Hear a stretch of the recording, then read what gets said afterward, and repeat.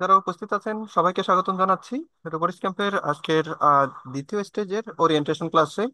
এই দ্বিতীয় স্টেজের ওরিয়েন্টেশন ক্লাসটা অ্যাকচুয়ালি রোবোটিক্স প্রোগ্রামার নামে আমাদের এখানে পরিচিত।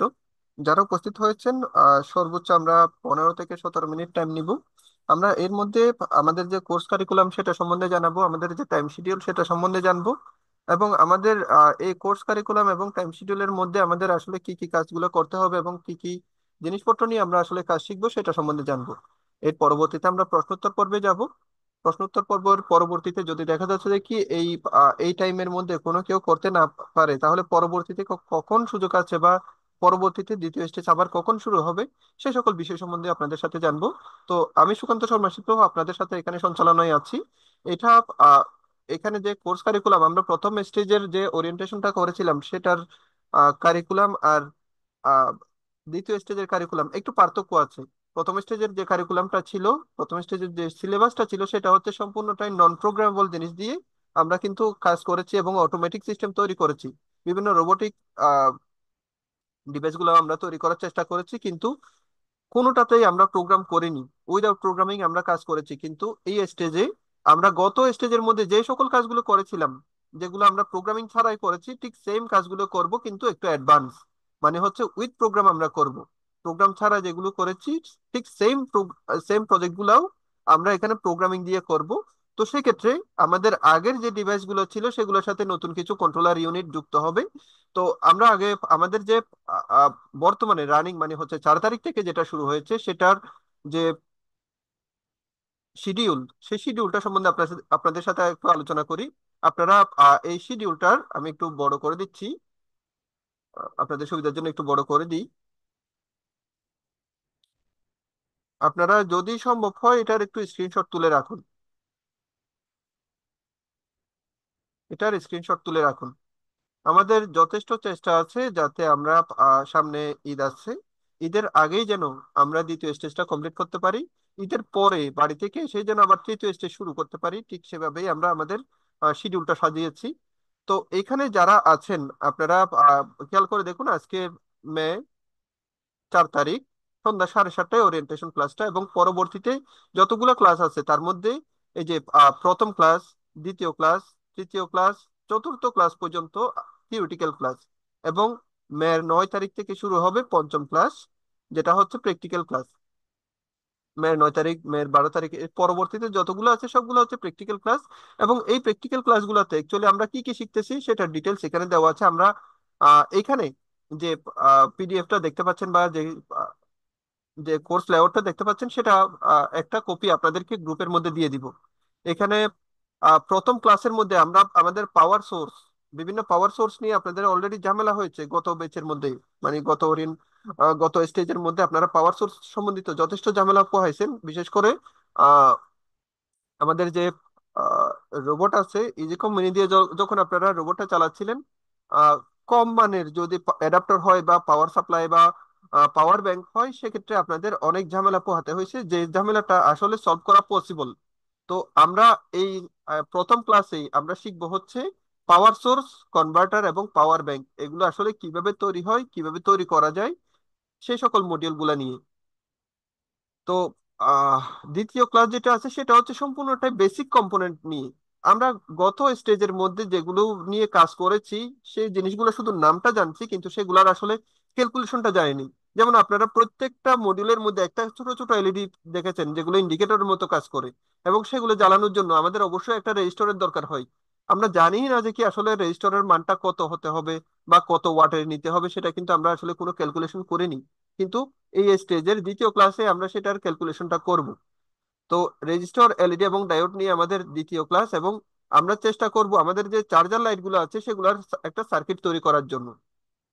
তৃতীয় যে ক্লাসটা আছে সেটা হচ্ছে সম্পূর্ণটা ট্রানজিস্টরের উপরে। দেখুন এখানে রেজিস্টর, এলইডি এবং ডায়োড, রেজিস্টর এবং ডায়োড এই দুটো জিনিস যদি আমরা ভালো মতো না জানি, আমাদের রোবোটিক্স এর বলি বা ইলেকট্রনিক্স এর সবচেয়ে বহুল ব্যবহৃত যদি কোনো একটা কম্পোনেন্ট থেকে থাকে সেটা হচ্ছে এই ট্রানজিস্টর। এই ট্রানজিস্টরের কোনো কিছুই আমরা জানবো না। আমরা যে পিসি গুলো ইউজ করতেছি, আমরা যে এখন মোবাইল গুলো ইউজ করতেছি, এই পিসি যে তৈরি হলো বা কম্পিউটার যে তৈরি হলো সেটা প্রাথমিক প্রাথমিক অবস্থাতে বিশাল আকারে ছিল। পরবর্তীতে এই ট্রানজিস্টরটা যখন আবিষ্কার হলো সেটা সাইজটা ছোট হতে হতে এমন এক পর্যায়ে গেছে যেটা আমাদের পকেটেই চলে আসছে। আমাদের পকেটে যে মোবাইলটা আছে সেটা কিন্তু ছোটখাটো একটা কম্পিউটারও বলা চলে। তো কম্পিউটারের সকল কাজে প্রায় মোবাইল দিয়ে করা যাচ্ছে। সেটার উন্নয়নটা সফল হয়েছে এই ট্রানজিস্টরের বদৌলতে। তো এই ট্রানজিস্টর সম্বন্ধে বাস্তবিক আমরা ধারণা লাভ করব। এবং আমরা যে ওয়াটার সেন্সরের কাজগুলো করেছিলাম, নিজেরা একটা ওয়াটার সেন্সিং ডিভাইস বা ওয়াটার সেন্সিং কোন একটা ইন্ডিকেটর আমরা নিজেরা সার্কিট ডিজাইন করার চেষ্টা করব। যেহেতু এগুলো থিওরিটিক্যাল ক্লাস, সেহেতু সার্কিটের মধ্যে সীমাবদ্ধ। আর ইন্ডাস্ট্রিয়ালের অটোমেশনের ক্ষেত্রে, ইন্ডাস্ট্রির অটোমেশনের যে কাজগুলো আছে সেগুলোর প্রাণ বলা হয় রিলে অপারেশনকে। রিলের অপারেশনকে ইন্ডাস্ট্রির প্রাণ বলা হয়। সেই রিলে আসলে কিভাবে কাজ করে, কোন পর্যায় থেকে এখানে যে যতগুলো আপনারা আহ, জিনিসপত্র দেখতে পাচ্ছেন, আসলে এতটা কমপ্লিকেটেড না। রিলে আসলে এতটা কমপ্লিকেটেড না। বুঝতে বুঝতে গেলে একদম ইজিলি পসিবল। এখানে যে 5টা পিন দেখতে পাচ্ছেন, আপনারা যে ইজিয়ার প্রো ইউজ করেছেন, সেই ইজিয়ার প্রোতে কিন্তু মেইনলি ডিভাইস হিসেবে এখানে রিলে ইউজ করা হয়েছিল। তো এই রিলেটা আসলে কিভাবে কাজ করে, সেটার ভিতরের ফান্ডামেন্টালটা কিরকম, সেটা আমরা আমাদের চতুর্থ ক্লাসের মধ্যে শিখবো। তো আমরা রিলেটাকে অপারেট করার জন্য, একটা রিলেকে অপারেট করার জন্য অবশ্যই ট্রানজিস্টরের দরকার হয়। একটা রিলেকে অপারেট করার জন্য ট্রানজিস্টরের দরকার হয়। আর ট্রানজিস্টরের গঠনটা ডায়োডের সমন্বয়ে গঠন হয়। এবং ডায়োড শুধুমাত্র ডায়োড না, সাথে রেজিস্টরেরও দরকার হয়। এবং পাওয়ার সাপ্লাই তো মাস্ট বি।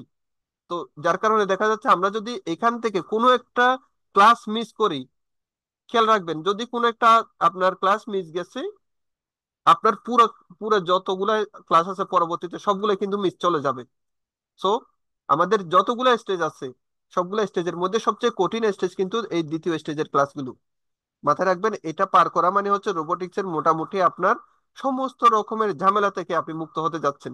এর পরবর্তীতে যে রোবট ডেভেলপমেন্টের যে স্টেজটা আছে, সেটা খুবই সহজ। এখান থেকে যদি আপনি ভালো মতো নলেজ নিয়ে ওই স্টেজে যেতে পারেন, ওই স্টেজটা আপনার পানির মতো সহজ মনে হবে। তো যাই হোক, আমরা নেক্সটে যাই।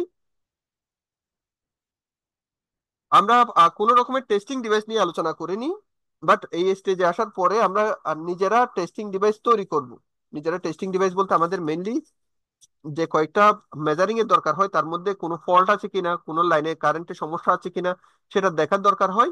আমরা এই টেস্টিং ডিভাইসের মাধ্যমে সেটা আমরা সলভ করার চেষ্টা করব। যেমন হচ্ছে ভোল্টেজটা কত আসতেছে সেটা আমরা দেখার চেষ্টা করব।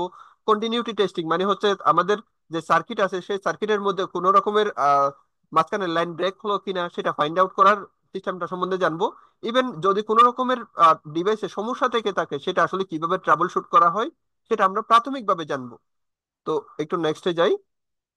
যেমন হচ্ছে এটার অ্যাসাইনমেন্ট হিসেবে আছে ন্যানো ব্রেকআউট বোর্ডের কন্টিনিউটি এবং ভোল্টেজ টেস্ট করা। আপনাদেরকে একটা ব্রেকআউট বোর্ড দেওয়া হবে, সেই ব্রেকআউট বোর্ডের কন্টিনিউটি এবং ভোল্টেজ গুলো টেস্ট করে আমাদেরকে একটু শো করতে হবে।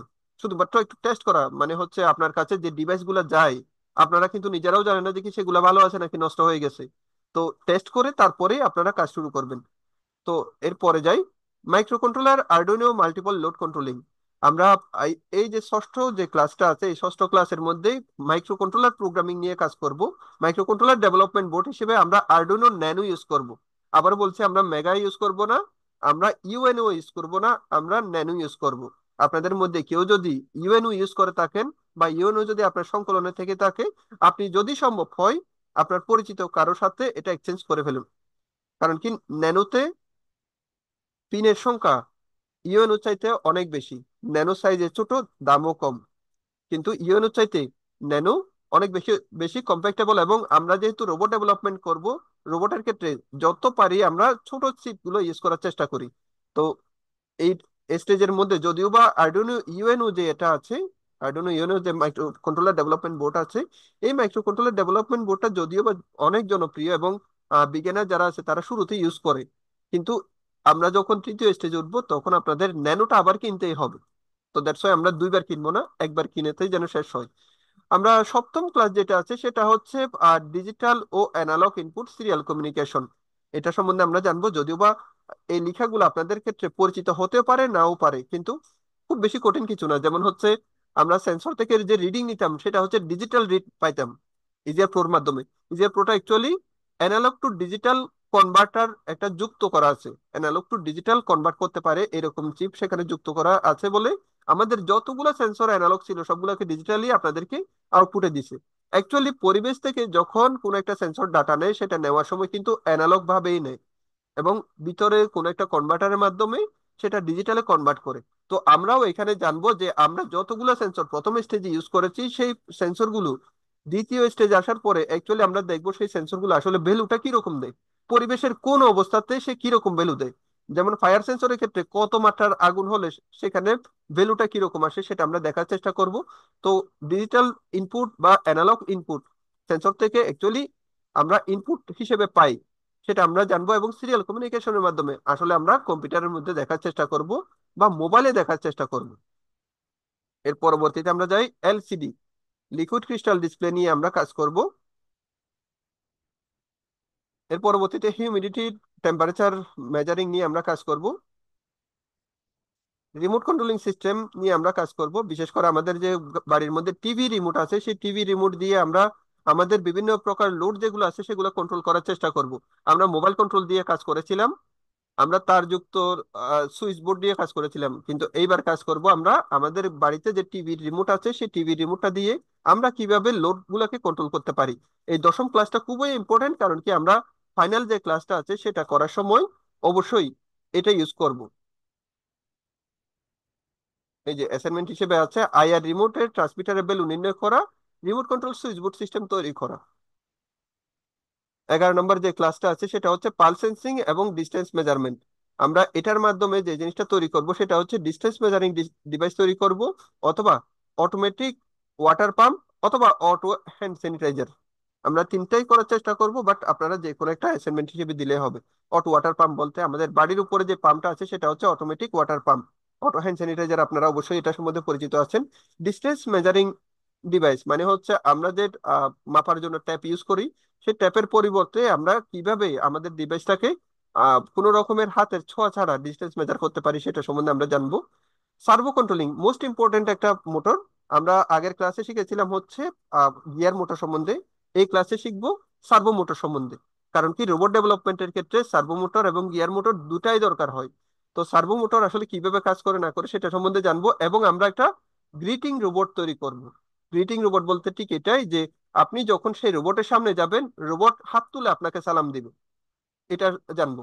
এবং এই যে আহ, এখন গ্রিটিং রোবট নিয়ে আমরা কাজ করতেছি, শুধুমাত্র হাত তুলে সালাম দিচ্ছে কিন্তু সে সাউন্ড করবে না। পরবর্তী স্টেজে আমরা যেটা দেখবো সেখানে হচ্ছে আপনি ভয়েসের মধ্যে যেটা দিবেন, সালাম দিতে বললে সালাম দিবে, ওয়েলকাম বললে ওয়েলকাম বলবে, ঠিক এরকম। তো গ্রিটিং রোবট এটা আপনারা তৈরি করবেন, এবং কিভাবে তৈরি করতে হয় সেটা সম্বন্ধে আমরা ক্লাসে তো অবশ্যই জানাই, আপনারা অবশ্যই ভালো জানেন। এবং পরবর্তী স্টেজের জন্য আপনারা অবশ্যই এটা সংরক্ষণ করে রাখবেন। আপনাদের মনে আছে কিনা জানি না, আমরা দশম ক্লাসের মধ্যে রিমোট কন্ট্রোলিং সিস্টেম নিয়ে কাজ করেছিলাম। রিমোট কন্ট্রোলটা হচ্ছে আইআর রিমোটের মাধ্যমে লোডগুলো কন্ট্রোল।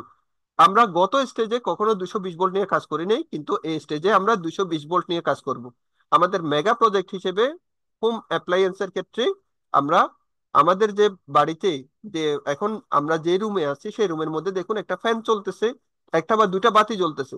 আমরা যখন আপনার বাবা মা আছে বা দাদা দাদিরা আছে, তারা যখন আহ শুয়ে যাচ্ছে, শোয়ার পরে যখন ঘুম থেকে উঠতেছে, আর রিমোট যদি থাকতো, এখন তো দেখা যাচ্ছে যে কি সুইচ বোর্ডটা খুঁজে খুঁজে বাতিটা অন করতেছে, কিন্তু রিমোট যদি থাকতো, বালিশের পাশে একটা রিমোট, সে ক্লিক করলেই মাত্র দেখা যাচ্ছে কি বাতিটা অন হয়ে গেছে। তো এইরকম একটা ডিভাইস আমরা আমাদের নিজেদের বাড়িতে অ্যাড করব, নিজেদের বাড়িতে আমরা গিফট করব। তো সেটাই হবে আমাদের ফাইনাল প্রজেক্ট। আমরা এতদিন পর্যন্ত কাজ করতেছি বা কাজ শিখতেছি, নিজের বাড়িতে যদি কোনো একটা কিছু গিফট করতে না পারি, সেটা আসলে আমাদের বলতে গেলে এতদিন শিকার যে মান সম্মান সেটা আসলে থাকে না। তো আমরা চেষ্টা করব যে আহ, নিজের বাড়িতে কোনো একটা কিছু গিফট করার, এবং আমাদের ফাইনালি প্রজেক্ট হিসেবে সেটাই থাকবে।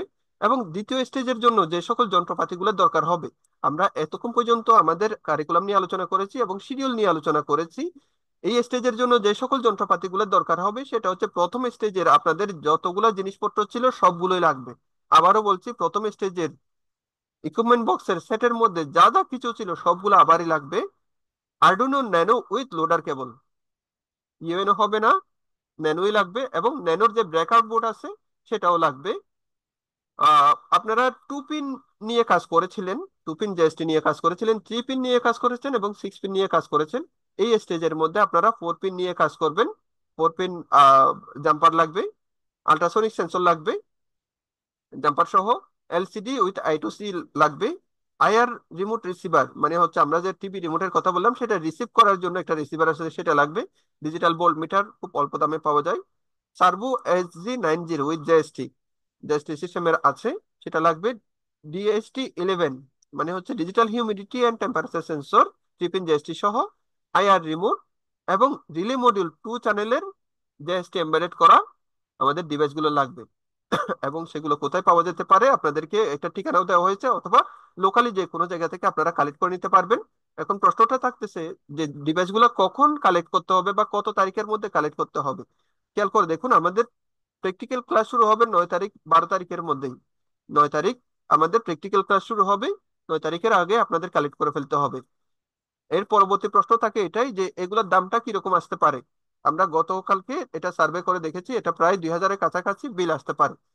2000-এর কাছাকাছি মার্কেট প্রাইস ওইরকমই রাখতে পারে। আপনারা দারাজ থেকে চাইলে অর্ডারটা দিতে পারেন, অথবা আপনাদের আশেপাশে যে অনলাইনে যে সবগুলো আছে সেখান থেকেও পারেন, অথবা আপনাদের জন্য একটা মেন্টর নিযুক্ত হবে, মেন্টরের কাছ থেকে আপনারা জেনে নিতে পারবেন।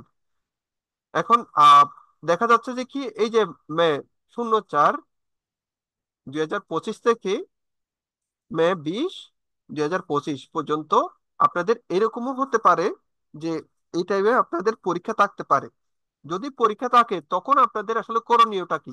করণীয়টা হচ্ছে এর পরবর্তী ব্যাচে জয়েন করা। এখন পরবর্তী ব্যাচটা কখন, আমি একটু শিডিউলটা একটু করে দেখে নিই।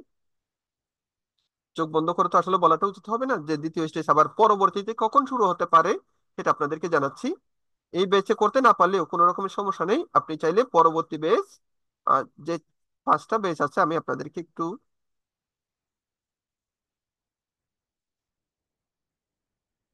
নোটপ্যাডটা অন করো তো।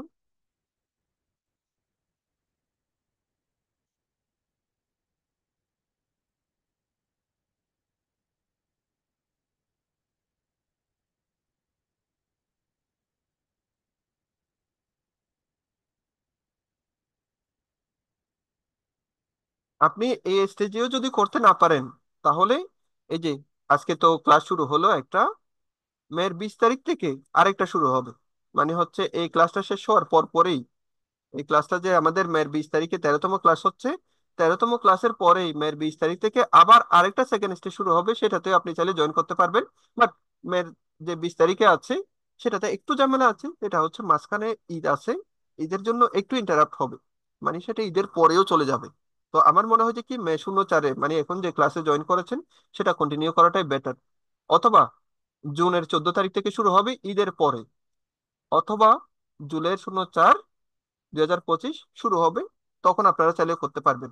বাট একটু রেজিস্ট্রেশনটা আগে থাকতে করে রাখবেন, কারণ কি পরবর্তীতে যে রেজিস্ট্রেশন করার জন্য আপনাকে যে নোটিশটা, সেটা মেন্টর বারবার বলবে না দেখি আপনারা রেজিস্ট্রেশন করুন। আপনাদেরকে প্রথম স্টেজে খুব একটা ম্যাচিউর ছিলেন না, বিশেষ করে কোর্সের ক্ষেত্রে, কোর্সের কারিকুলাম এর ক্ষেত্রে আমরা মনে করি যে কি ম্যাচিউর ছিলেন না, কিন্তু এখন যথেষ্ট পরিমাণে ম্যাচিউর আছেন। আপনারা জিনিসটা সম্বন্ধে ভালো জানেন যে কি বারবার যখন আমরা রেজিস্ট্রেশনের জন্য ডাক দিব, আসলে আমরা একজনকে এত বেশি বিরক্ত করতে চাচ্ছি না। আপনি আগে থাকতে রেজিস্ট্রেশন করে রাখবেন, অথবা নিজ উদ্যোগে রেজিস্ট্রেশন করে রাখবেন। তো আপনাদের জন্য ডেডিকেটেড যে হোয়াটসঅ্যাপ নাম্বারটা সেকেন্ড স্টেজের জন্য সাপোর্ট দিবেন, নাম্বারটা একটু টাইপ করে রাখুন, 015320231113। এটা আপনার মেন্টরের দায়িত্বে থাকবে।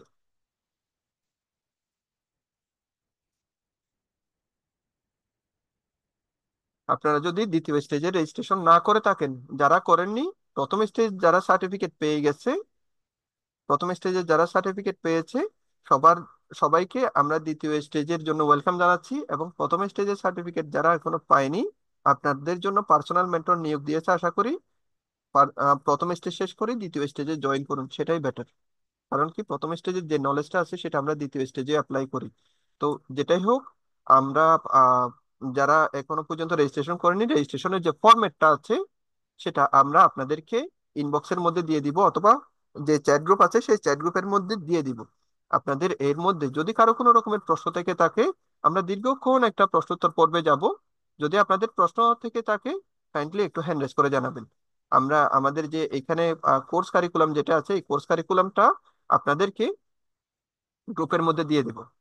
অবশ্যই আহ, যদি কোনো রকমের সার্টিফিকেট সংক্রান্ত যদি কোনো রকমের প্রশ্ন থেকে থাকে, সেটা অবশ্যই অফিসিয়াল নাম্বারে কল দিয়ে জানাবেন। আগামীকালকে দুপুর 2টা থেকে 9টা পর্যন্ত অফিস খোলা থাকে। আগামীকালকে। যদি সার্টিফিকেট সংক্রান্ত কোনো প্রশ্ন থাকে অবশ্যই কল দিয়ে সেখানে জানাবেন যদি সার্টিফিকেট না পেয়ে থাকেন। দ্বিতীয়ত হচ্ছে, যদি আপনি দ্বিতীয় স্টেজ রেজিস্ট্রেশন না করে থাকেন, আপনাদের গ্রুপের মধ্যে আজকে রাতে দ্বিতীয় স্টেজ রেজিস্ট্রেশনের যে ফরম্যাটটা আছে সেটা দিয়ে দিবে, আপনারা সেই অনুযায়ী রেজিস্ট্রেশনটা করে নেবেন। এর বাইরে যদি আপনাদের কোনো রকমের প্রশ্ন থাকে সেক্ষেত্রে হ্যান্ড রাইজ করবেন।